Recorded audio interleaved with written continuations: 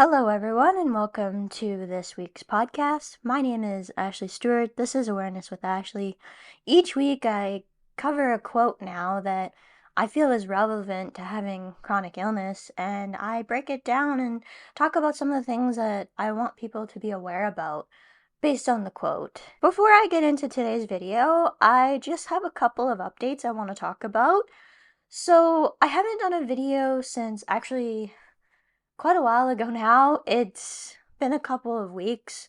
The biggest reason, not that I really have to share one, the biggest reason is that I've been pretty tired. And I haven't been feeling motivated to make podcast content. This happens actually a lot right now. So, all of a sudden, I'll just want to have a break. And so, if there isn't a podcast up by Thursday at 1:30, it's probably because there isn't going to be one. I don't always announce every week when I'm taking a break. I just kind of assume that people will kind of get the idea if there isn't a new podcast up that I just haven't made one that week. And another update, I guess, is that short videos are released every single night. I have stopped releasing my short videos though on Twitter/X, and I've also stopped releasing it on the Threads app as well. So it's only available via a link now on Locals, and it's also only available on Facebook and Instagram Reels as well as TikTok, besides YouTube. Now, with Instagram, TikTok, and Locals, although with Locals I could actually post a link, but because I do those at the time I actually release them, if I've got something else going on where I'm unable to be at my phone, then it only gets released to YouTube until I get a chance to get it up. Sorry, my allergies are also really bad too. Another really big update, and I was wanting to cover this in a live show, but I haven't been feeling like talking about this very much, so I'm just gonna do it at the start of this podcast. This update is that I've had a really big, significant thing happen with treatment in my IIH. So I seen my ophthalmologist at the end of July. It was, I believe, around July 27th-ish or so.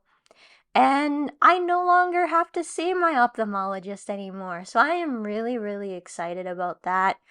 It was a bit unexpected that I would be released at this point. Like, I thought they might do another year and then release me because it was going to go to yearly appointments after 6 months. But they're happy with my results. I'm keeping my weight off. So I actually now tell people my IIH is gone, but it's still technically in remission.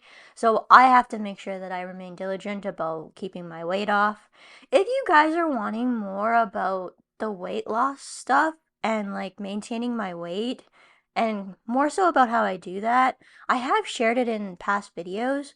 But if you're wanting me to dedicate a little bit more time to that topic on the channel, just leave a comment, let me know, send me an email, all of that stuff on how you can get a hold of me. And I'd love to do and focus on it more. It's a little bit harder to talk about and a little bit harder to share, but I'd love to do that if you guys are interested in it. With that being said, let's get into today's quote. You don't have to be positive all the time. It's perfectly okay to feel sad, angry, annoyed, frustrated, scared, and anxious. Having feelings doesn't make you a negative person, it makes you human. And this is by Lori Deschene, I believe is how you pronounce her last name. This quote pretty much sums up every single negative emotion that you will ever experience on your journey with chronic illness. And I'm not going to say you only experience it once either. It comes in waves, just like any other up and down about life, basically. You need to be able to feel negative emotions at times. People around you will tell you, especially if you're experiencing these negative emotions, that, oh, you just need to be more positive. But in truth, you're probably actually suppressing them. At least that's what I found with myself. Meditation can bring out these negative emotions. It can bring them from the bottom of where you are actually repressing them up to the surface. And then what you don't realize is how much you're actually suppressing these negative emotions, even when you feel like you're not. So this was me. And I feel like a lot of us, especially on the journey with IIH, even with migraines, tend to be females. So I feel like the emotional repression or suppression in this case is not as common as it would be with likely men who are pushed by society to not have emotions or to not show emotions in public. But what's fascinating to me, and I don't know if this is my personality type or how comfortable I am with basically feeling vulnerable in the moment, especially around strangers, but I feel like I also do this too, where I suppress my negative emotions to a certain point. And then this is especially true when I'm in public. Not so much when I tend to be by myself, but even around family and friends, they don't really realize all of these negative emotions that you're going through because you probably will be repressing them to a certain point. There's a lot of issues too where people just may not be in the situation where you can fully express what's going on and why you're frustrated or, all of these other emotions that I just talked about in the moment, or they may not be giving you the vibes like they want to hear it either. So that tends to happen. Our so-called negative emotions are just negative emotions because we want to push these feelings away. We are taught from a young age to repress and hide them, which only causes them to build up and come to an explosion like that of a volcano. Despite many of us being female, migraines and IIH tend to really only happen in females. I'm not going to say that they only happen in females because that's not true, but the bulk majority of us are females, and we're lucky in the fact that society is relatively open to us being emotional in public. However, there's a asterisk I like to say with this, or there's a footnote that I think needs to be made, and I wonder if this is more my personality type because I'm quite introverted. I don't like to express certain emotions around people because of the vulnerability that it gives me in the moment. I wonder if this is just my personality type to a certain point, but feel free to share in the comments if you feel like you're more extroverted and you feel like how well you tend to share different negative emotions like sadness, anger, being annoyed, being frustrated, scared, and anxious with people around you. Like, is that something that you guys tend to do without hesitation? Or is there a little bit of hesitation there? I guess I'd like to know because being introverted, it's very hard to relate to that because I tend to only really be myself or be as emotional as what I feel comfortable with in the moment, and around strangers, that's not likely to happen. And so, because we tend to learn to repress these negative emotions at a young age, it means that we tend to hide them. And because we suppress and hide them, eventually they come bubbling to the surface like that of a volcano. I'm not going to say that everyone explodes like a really ginormous volcano that like where you explode and you get angry at someone that had nothing to do with why you're upset. Some of us definitely do that, but it's probably more of like a slow bubble. Like, it's simply not possible to be positive all the time. Sometimes negative emotions will come up, especially on the journey with chronic illness, as we adjust to what are often permanent changes.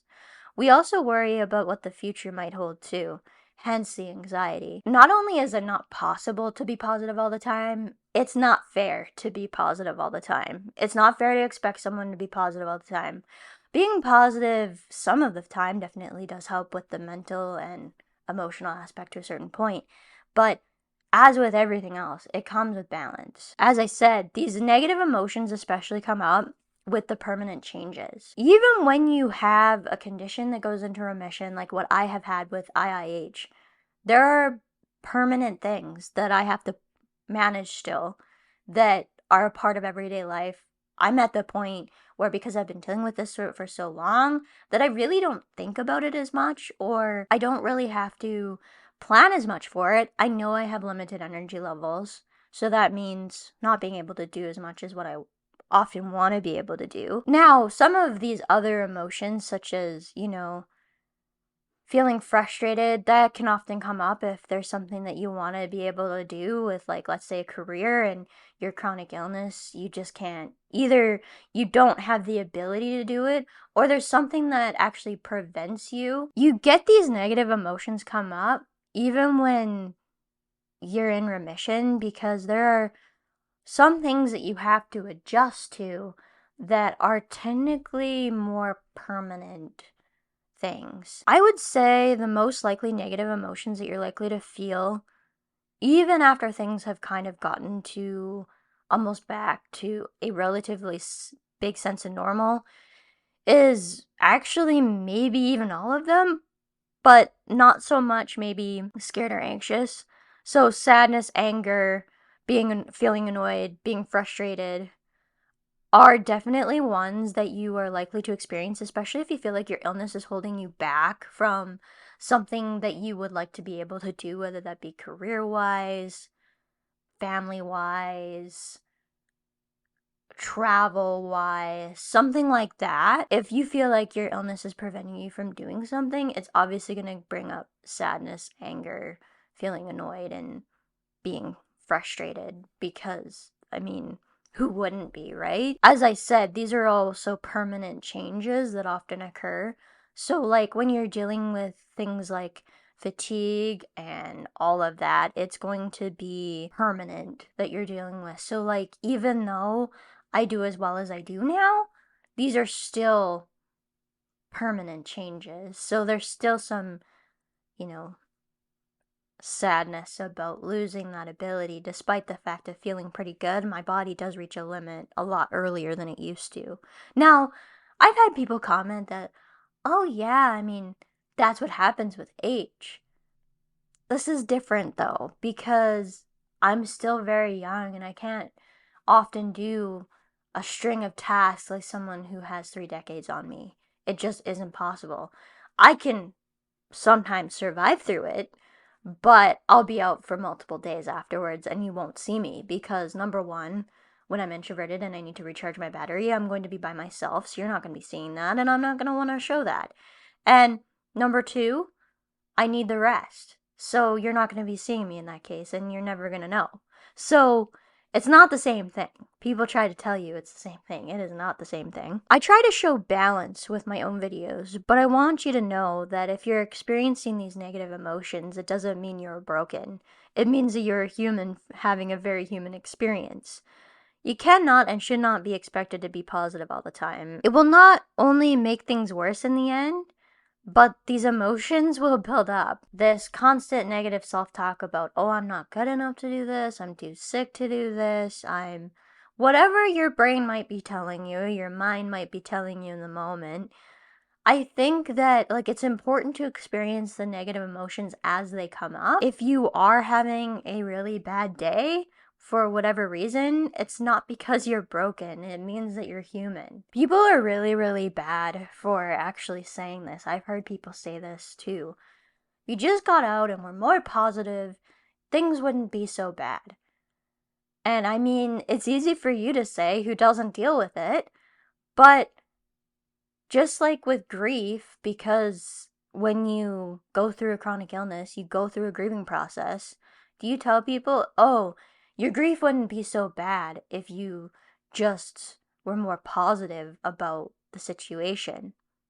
And it may not. For some people are really, really good at handling this kind of situation.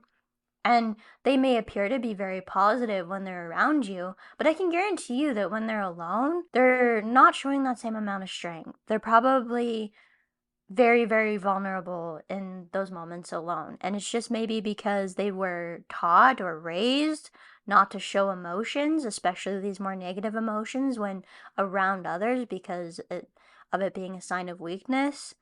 It's not a sign of weakness. I wish we could get that out of society's collective agreement, because it shouldn't be a part of society's collective agreement. But that being said, it tends to be. So you shouldn't be expected to be positive all the time in a grieving situation. People would expect you to be a little bit more emotional or all of that during those periods of time. But it's funny that we don't really allow this with people. And I think people are surprised at the grieving process that comes with a chronic illness diagnosis. I know I was one of them. I didn't realize that there was so much that would come to the surface. And actually, I kind of experienced those waves as they come, like especially when I had setbacks or got put on a higher dose of acetazolamide, you'd feel like you were a failure. When my weight loss wasn't going as what I thought it should, you feel like you're responsible for it in that case. And that's just not the truth. I've had all of these negative emotions during this journey at some point or another. On bad days, you might experience all of them almost all at once. Personally, I feel like expressing them is a form of what is called tea kettling, which is a term I heard described by one of my favorite doctors, Dr. Rachel Zoffness, who does amazing work on chronic pain and chronic illness. If you haven't and you want a good resource on something on how you can kind of work through the more emotional and mental impact of chronic illness, her workbook called Chronic Pain Workbook is amazing.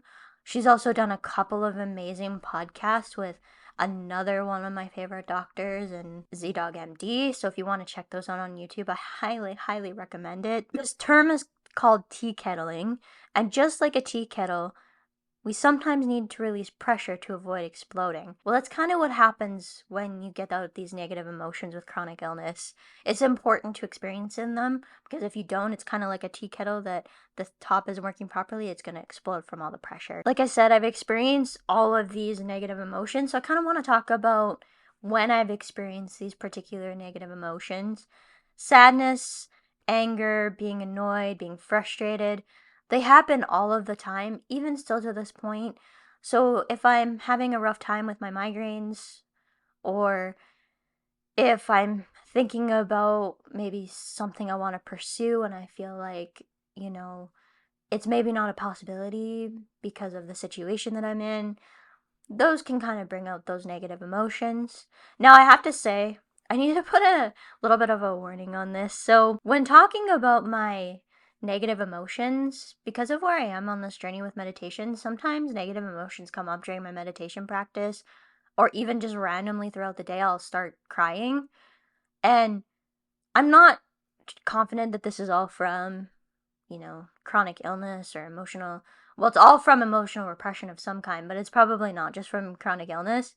But if you're kind of getting into that kind of practice, just expect random negative emotions to come up and you have no idea why. And that's perfectly okay if you never find out kind of what the reason is. Now, as for being scared and anxious, the most scared I ever was for my spinal tap that diagnosed this whole thing, like 5 years ago now. I'm coming up to like 5 years since everything happened. More so the 5 years since the diagnosis. I think it's actually next week that it'll be technically 5 years since the spinal tap. That was the most scared I have ever been in my entire life. It even beat my first day of university. I was really, really scared for that day as well.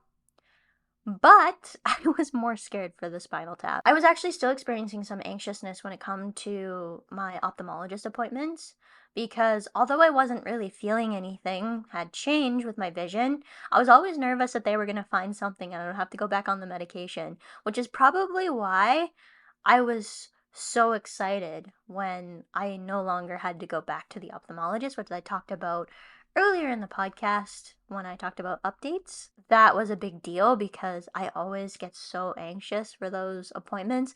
My neurologist, not so much anymore. Like, there's a pretty good equanimity that happens.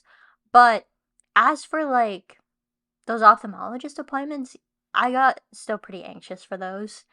And I mean, anytime things changed or things got worse, there was anxiousness about the future and all of that and what it meant.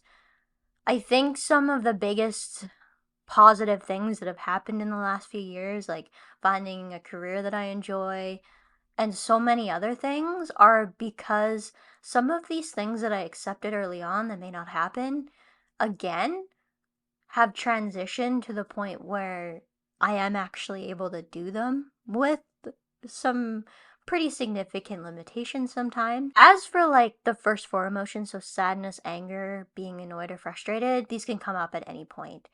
And particularly with migraines, this is going to be particularly the case. When it comes to being scared or anxious, I would say the biggest thing that worries me is losing access to my needle. So, what would happen if I was to lose my benefits, all of that kind of thing, because my needle is extremely expensive. Even being in Canada, it's extremely expensive. If I had to pay for it out of pocket every single month, I wouldn't be able to do it. So, you know, all of that, it comes along with the territory, and it's perfectly fine as long as you're not dwelling on these and like making them so that that's the only thing you think about.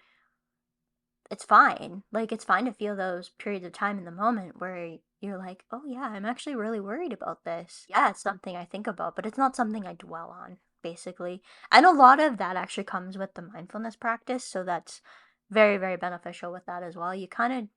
I've kind of just started to roll with the moment, and, you know, if things happen, they'll find a way to work out, and actually it may be a sign from the universe that it's time for something else. We'll see. Feel free to share your times when you felt especially the most scared or all of that. And I know a lot of us will be able to relate to that. Feel free to share your experiences in the comments. I love hearing from all of you. You can follow me across social media on Instagram and TikTok. It's at Awareness with Ashley. On Twitter/X, it's at Ashley Stewart 94. On YouTube and Facebook, it's at Ashley Stewart. If you're on YouTube, please don't forget to subscribe and ring that notification bell. It helps so that you never miss any of the videos, and especially when my upload schedule isn't as constant, it'll let you know whenever there's new content available. Don't forget to pay attention to the community tab on YouTube. Sometimes I do post in there as well. As for Facebook, make sure you hit the follow button. If you're listening to this on the podcast, please subscribe and leave a review, as it does help us reach more people. And if you're wanting to support all of the expenses that come with having a channel, then feel free to join me on locals.com. You can find me at ashleystewart.locals.com, and you can actually get these podcasts in full video on Locals. Unfortunately, the best quality I can post is 720p, but if you want all of this and be able to see all of the different visuals that come with it, then you can do so on Locals. Some of them will be released with time, though, as I do post my podcasts in short video format across the public platforms. But if you want this in full discussion in video form, you can find that on Locals. So thanks for joining me for this week. I hope you have found this particular episode helpful, and I hope to see you guys next time.